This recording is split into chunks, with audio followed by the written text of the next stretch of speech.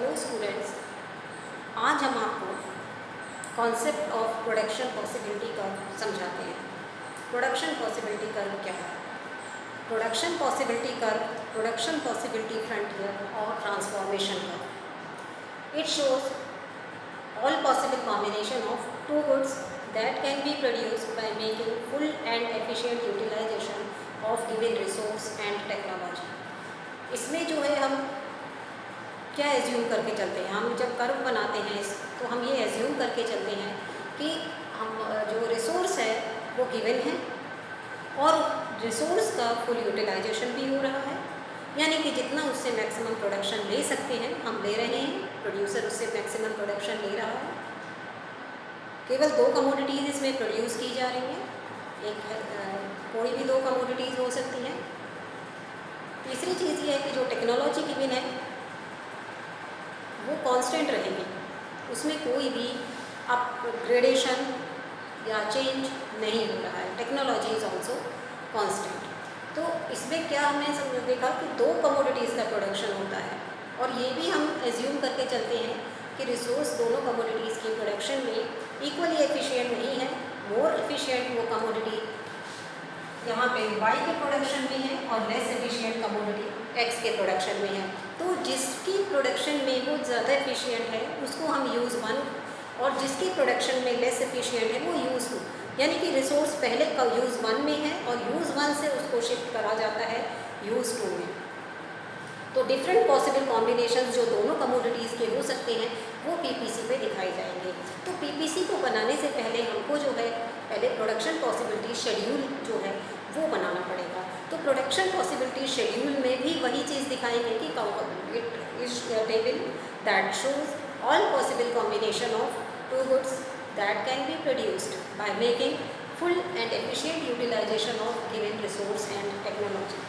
ये जो है आपको प्रोडक्शन पॉसिबिलिटी शेड्यूल बनाया हुआ है, इसमें आपको 5 कॉम्बिनेशंस हैं। गुड Y का प्रोडक्शन, गुड X का प्रोडक्शन, दो कमोडिटीज़ का प्रोडक्शन शो किया है। और ये जो कॉम्बिनेशंस हैं they can be produced by making full and efficient utilization of given resource and technology.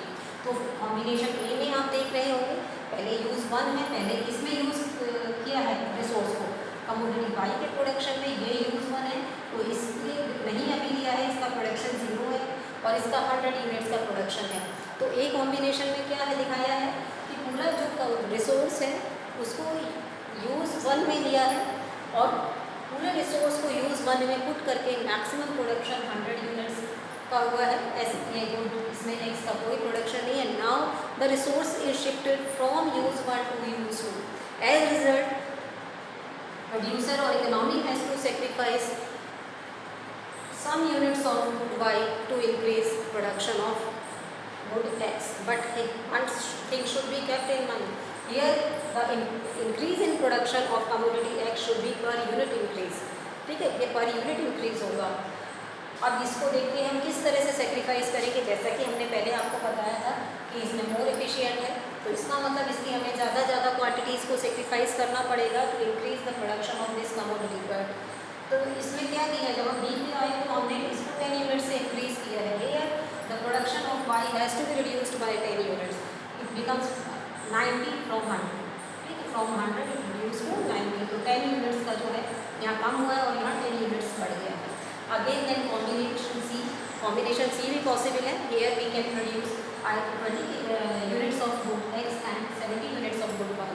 आप यहाँ पे चेंज किया हुआ है, here we have increased production by 20 units, but here the production is decreased by 20 units, it becomes 70 from 90.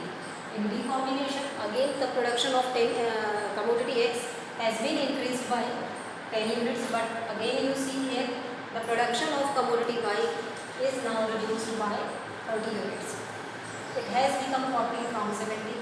And last combination, here the entire resource is put only in the production of commodity X, and maximum production of commodity X that is possible with that resource is 40 units. Here the production of commodity Y is 0. So from this schedule it is clear that if entire resource is put to use one, that is production of commodity Y 100 units are possible, but if the same resource is shifted to use 2 and entire resource is shifted to use 2, that is the production of commodity X, then maximum 40 units of commodity X is possible. So we have seen that because the resource is more efficient in the production of commodity Y, therefore more production is possible, 100 units, and if it is less efficient in good X, so maximum production can be only 40 units. This is production possibility schedule. Now again we have, with the help of this schedule, we have made production possibility curve. इसमें आप बेटा ध्यान रखेंगे कि जो use 2 होता है उसको हम यहाँ शो करते हैं नीचे y एक्सिस पर, और यहाँ पर जो है हम यूज 1 को शो करते हैं। x एक्सिस पर यूज 2, y एक्सिस पे यूज 1, यानी जिस कमोडिटी का प्रोडक्शन बढ़ रहा है वो आप x एक्सिस पे शो करिए, और जिस कमोडिटी का प्रोडक्शन कम हो रहा है वो आप y एक्सिस पे शो करिए। अब हमने यहाँ पे इसको प्लॉट किया है 0, 10, 20, 30, 40, ये मैक्सिमम 100 है, यहाँ पे हमने लिया है स्केल 20, 40, 60, 80, 100। तो हमने इसको प्लॉट किया 0, 100, 0 और ये आपका 100 आ गया, फिर 10, 90, 10 यहाँ और 90 ये इधर आ गया आपका। ठीक है, ये कॉम्बिनेशन ए है, ये कॉम्बिनेशन बी है। थर्ड कॉम्बिनेशन जो सी है 20, 70, तो 20 यहाँ से लिया और 70 ये आया, यहाँ पे कॉम्बिनेशन सी आया। देन 30, 40, 30 आपने नीचे से लिया, 40 यहाँ से लिया, ये कॉम्बिनेशन बी आया, और 40, 0। ठीक है, 40 ये होंगे और ये 0, तो आपका कॉम्बिनेशन ई। सारी पॉइंट्स को ज्वाइन किया हमने, तो इस तरह से ये प्रोडक्शन पॉसिबिलिटी कर्व ड्रॉ हो गया। तो इसमें भी क्या दिखाया है, 2 कमोडिटीज़ का प्रोडक्शन, ठीक है, और डिफरेंट पॉसिबल कॉम्बिनेशन ये है, जैसे एक कॉम्बिनेशन 0, 100 का है, दूसरा कॉम्बिनेशन 10, 90 का है, थर्ड कॉम्बिनेशन 20, 70 का है, फोर्थ कॉम्बिनेशन 30, 40 का है, और लास्ट कॉम्बिनेशन 40, 0 का है। तो ये इसमें क्या दिखाया है कि जो इकोनॉमी है it can either produce 100 units of commodity Y और 40 units of commodity X, or if both the commodities are being produced, then 10 units of commodity X, 90 units of commodity Y, or combination like C or D, like this it can produce. But production is not possible beyond that. For example, अगर production यहाँ possible है, suppose करो 40 units, ये combination एक और है, ये this is the F combination, ये combination given resource में possible नहीं है, बिकॉज यहाँ पर 40 यूनिट्स जो है हमारी कमोडिटी X की आ रही है, एंड 40 यूनिट्स कमोडिटी Y की आ रही है। This combination is not possible because this is outside the production possibility curve. तो any combination that lies outside the production possibility curve is not possible with the given resource and technology. With given resource and technology any combination which lies on PPC, यहाँ पे अगर कोई combination आ रहा है बीच में, it is possible, लेकिन अगर combination जो है इसके बाहर आ रहा है, दैट इज़ नॉट पॉसिबल। कोई कॉम्बिनेशन अंदर आ रहा है, जैसे फॉर एग्जांपल ये कॉम्बिनेशन है, इस कॉम्बिनेशन में 20 यूनिट्स कमोडिटी X की है, 40 यूनिट्स कमोडिटी Y की, दैट इज़ पॉसिबल, ये अटेनेबल है। But in this situation there is under utilization of given resource. अगर हम रिसोर्स का फुल यूटिलाइजेशन करें, we can see that the production can be increase, और यहाँ पे इंक्रीज होने को यहाँ पे आ सकता है प्रोडक्शन।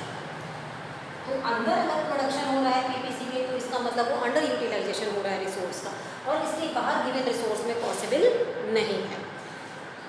अब इसमें जो है वैसे तो कुछ और भी प्रॉब्लम्स जो है इस साल 2020-21 के लिए ये टॉपिक जो है डिलीट किया गया है, और ये मैंने आपको सिर्फ इसका बेसिक कॉन्सेप्ट पढ़ाया। हालांकि इस पे जो है सेंट्रल प्रॉब्लम्स भी शो की जाती है इसकी हेल्प से, इसके साथ साथ इसमें अपॉर्चुनिटी कॉस्ट जो है उसको भी शो किया जाता है।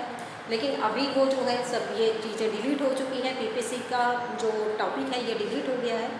तो इसमें जो मेन जो प्रोडक्शन पॉसिबिलिटी का जो बेस था वो मैंने सिर्फ आपको बताया है। लेकिन यहाँ पे मैं एक चीज़ और बताना चाहूँगी, और वो है मार्जिनल अपॉर्चुनिटी कॉस्ट।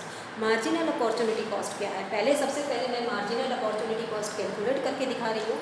और मार्जिनल अपॉर्चुनिटी कॉस्ट, इसको मार्जिनल रेट ऑफ ट्रांसफॉर्मेशन भी कह सकते हैं, और इसको हम कैलकुलेट किस तरह करते हैं।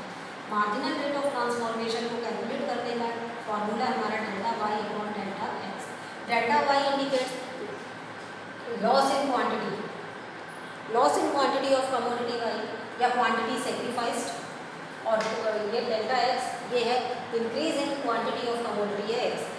ठीक, यानी कि कितने यूनिट से क्वांटिटी यहाँ कम हुई है और कितने यूनिट्स क्वांटिटी जो है एक्स की बढ़ी है, दोनों का जो रेशियो है that is the marginal rate of transformation. It is the ratio of change in quantity of commodity Y to change in quantity of commodity X. तो अब हम इसमें कैलकुलेट करते हैं, जैसे ये 0 100 है, यहाँ कोई चेंज नहीं है। अब हम देखते हैं डेल्टा वाई, यानी कि वाई में कितने का चेंज हुआ है, वाई में 100 से 90 हुआ है, तो ये 10 का चेंज है। और यहाँ पर कितने का चेंज है, 0 से 10 हुआ है, या इंक्रीज भी 10 का हुआ है, तो ये हमारी marginal opportunity cost 1 I. Marginal rate of transformation हमारा क्या रहा, अगर हम देखते हैं 1 यूनिट, ठीक है 1:1 रहा, यहाँ की 1 यूनिट को बढ़ाने के लिए यहाँ की 1 यूनिट को कम किया गया है, 1:1 का रहा है। इसके बाद हम दूसरे जब कॉम्बिनेशन फ्रॉम बी टू सी आते हैं तो हम देखते हैं कि यहाँ पे जो सेक्रीफाइस हुआ है वो कितने का हुआ है, 90 से 70 हुआ है, तो 20 का सेक्रीफाइस हुआ है, तो 20, और यहाँ इंक्रीज हुआ है 10 का, तो ये आ गया 2, और ये क्या रहा 2:1 कि 1 यूनिट को बढ़ाने के लिए एक्स की 2 यूनिट्स यहाँ पे सेक्रीफाइस हुई है। इसके बाद फिर हम डी को सब सी से डी पे आते हैं तो 40 से 70 हुआ है, तो यहाँ पर जो है कितना सेक्रीफाइस हुआ है, 30 का सेक्रीफाइस हुआ है, तो 30, और यहाँ इंक्रीज फिर से 10 का हुआ है, ये तो 3 आ गया, या 3:1, यानी कि 1 यूनिट जो है एक्स की बढ़ाने के लिए 3 यूनिट्स वाई की सेक्रीफाइस की गई है। और लास्ट में जो है ये 40 से रिड्यूस हुआ है और ये 10 से इंक्रीज हुआ है, तो ये हो गया 40/10 4 या 4:1। इस कॉम्बिनेशन से जब सी से ई पे आए हैं तो क्या है कि 1 यूनिट जो है यहाँ पे एक्स की बढ़ाने के लिए यहाँ 4 यूनिट्स को सेक्रीफाइस किया गया है, तो ये है। और यही केस जो है हम इस पर भी शो करते हैं, जैसे हम हमारा कॉम्बिनेशन ए से बी पे आए, तो हम जब ए से बी पे आए तो आपका जो है आप देखेंगे ये कितना कम हुआ यहाँ पे, 100 से 90 हुआ, तो 10 का रिड्यूस हुआ, और ये नीचे कितना इंक्रीज हुआ 10 का, ठीक है। तो ए से बी पर आने पर जो आपकी मार्जिनल अपॉर्चुनिटी कॉस्ट कितनी बनी, 10/10 यानी 1 रहेगी यहाँ पे, ठीक है। या फिर आप ये कहिए ए की यहाँ पे 1 यूनिट कम होती है तो एक यहाँ पर 1:1 रहेगी। फिर जब आप बी से सी पे आते हैं तो यहाँ 90 था, और यहाँ सी पे आने पे ये कितना हो गया, यहाँ 70 हो गया, यहाँ से यहाँ 20 का हुआ, लेकिन यहाँ पे कितना बढ़ा 10 का, तो 20/10 यहाँ 2 हो जाएगा। और फिर सी से बी पे आते हैं तो आपका यहाँ 70 था, और 70 से आपका कितना हुआ, यहाँ 40 हुआ, तो 30 कम हुआ है, और नीचे बढ़ा कितना है आप 20 से 30, तो यहाँ पे आपका 3 हो गया। और फिर इसके बाद जब डी से ई पे आए तो क्या हो है आपको कि यहाँ पे 40 से 0 हो गया ये, ठीक है, और बढ़ा कितना 10 का, तो 40 कम हुई और 10 इंक्रीज हुई, यानी 40/10 4। तो आप देखते हैं कि जैसे जैसे आप पीपीसी पे डाउनवर्ड मूव कर रहे हैं ये मार्जिनल कॉस्ट इंक्रीज हो रही है, ठीक है, मार्जिनल अपॉर्चुनिटी कॉस्ट इंक्रीज हो रही है, और इंक्रीजिंग मार्जिनल अपॉर्चुनिटी कॉस्ट की वजह से ही ये पीपीसी कॉन्केव आ रहा है। दूसरी चीज़ पीपीसी पे आप देख रहे होंगे कि ये डाउनवर्ड स्लोपिंग भी है, ये डाउनवर्ड स्लोप यानी इसका स्लोप ऐसे है, क्यों है ऐसे, इसके पीछे रीज़न क्या है, आपको जो है क्योंकि रिसोर्स का फुल यूटिलाइजेशन है, फुल यूटिलाइजेशन है, तो अगर एक कमोडिटी को आप बढ़ाना चाहते हैं तो ये बढ़ाना तभी पॉसिबल हो पाएगा तब जब दूसरी कमोडिटी को आप कम करेंगे। तो it means to increase the production of commodity X, resources to be withdrawn from commodity Y, means to increase, if the production of commodity X is increasing, that is possible only by reduction in the production of commodity Y।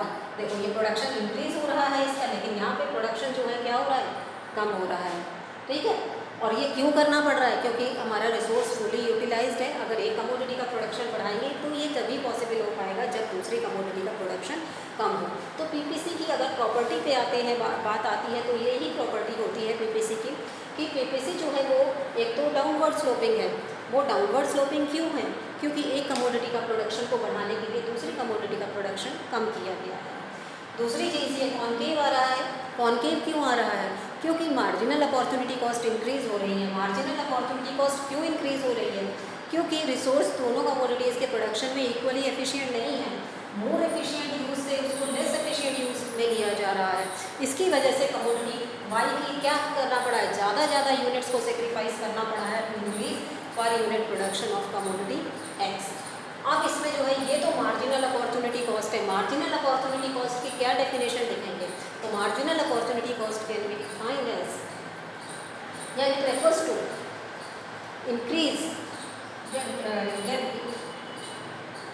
ये जो है इसको इसके base पे भी लिख सकते हैं marginal opportunity cost. It refers to change in quantity of commodity by, to change in quantity of commodity X, ये लिख सकते हैं।